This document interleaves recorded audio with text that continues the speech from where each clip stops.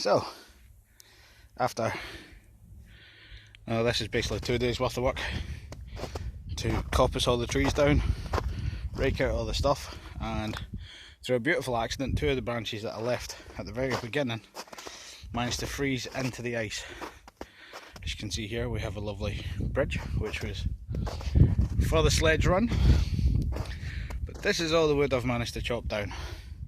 A lot of it's scrag, but it can still be burnt. Willow's a hardwood, so it's very good. And I just have to trim down this last branch. I'm not trimming this tree because it has a lovely big nest up here, so I'm not trimming this section.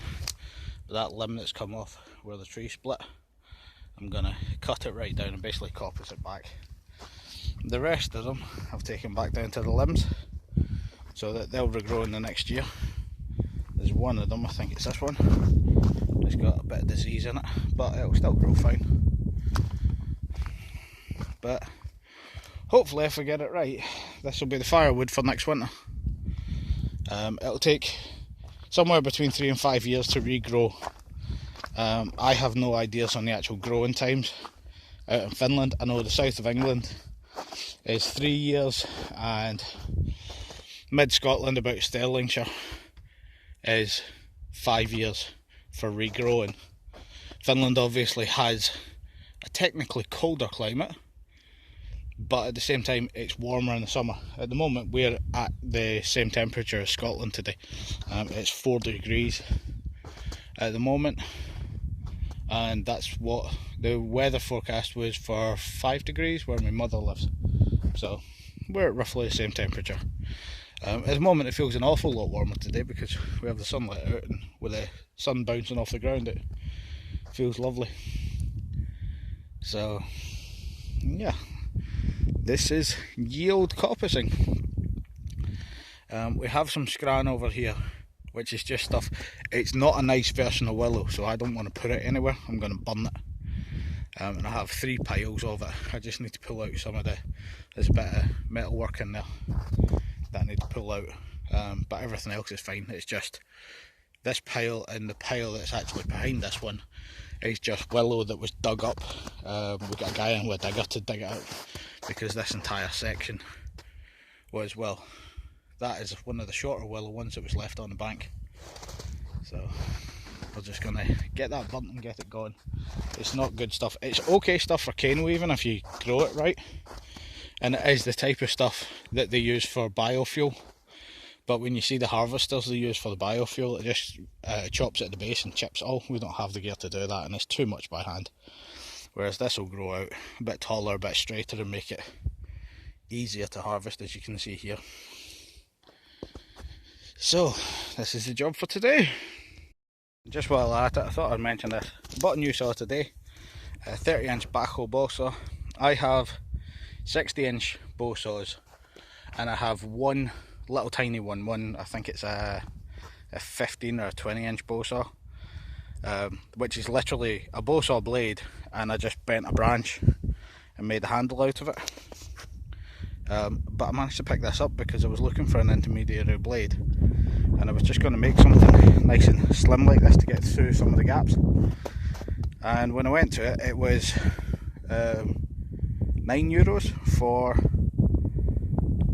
the blade, and €13 for the blade and the handle. So I thought, why not get a new one? So I've bought my first bow saw.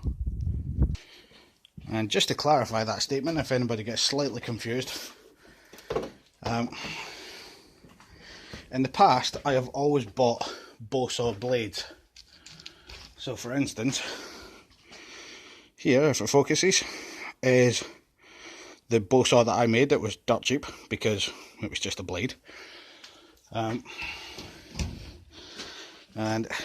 these are the 2 bow saws that I have. Nice big ones, 60-inch blades. Both of the actual saw handles I got for nothing. They had blades on them. There's one of the blades which needs resharpened. The other one's got a shiny fresh blade on it because I bought a new one. But these are the sort of gear that I normally get. I've never really needed to buy more than a blade because I know how to make a handle, and yes, that's the crappiest handle I ever could make, but I was in a rush and I really like it, so it stays and it works really well because it's not the handle, it's the blade. But much the same with a lot of other tools.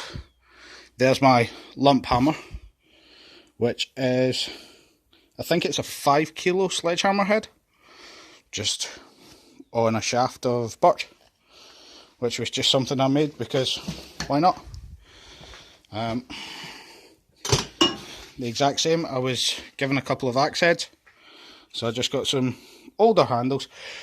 All the burning on them is just, instead of waxing them, I usually just run the blowtorch over the top, because once you do this to the carbons, I think it's something to do with the hydrocarbons in it, but basically if you blowtorch it, you give it a good protection on it, and it costs you a lot less than varnishing it, and you don't chip a finish or anything like that.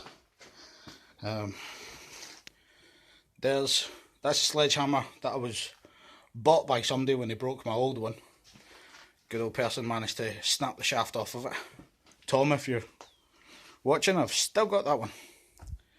Then the axe that I bought when I needed the bigger one, but to be honest, I almost never use that. I always use this medium sized one, which is technically a splitting axe, but I've downed a few trees with it. This one right here was one of the ones that was downed with it. You can see my good old chopping edge. Then I've got a little backhoe axe, which is new, or was bought new, which is dirt cheap. I've got a tomahawk, which somebody sent me.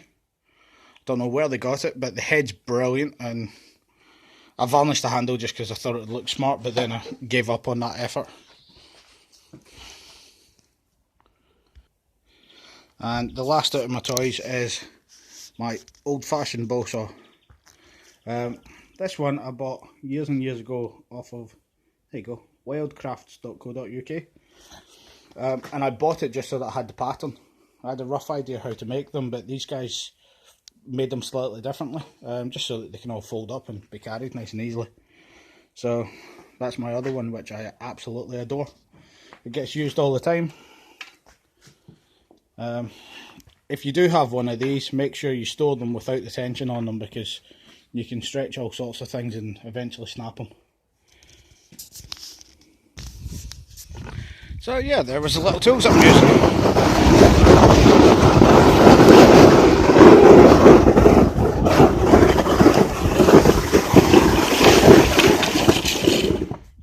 And that's how I get back down to where I do my cutting, because why not?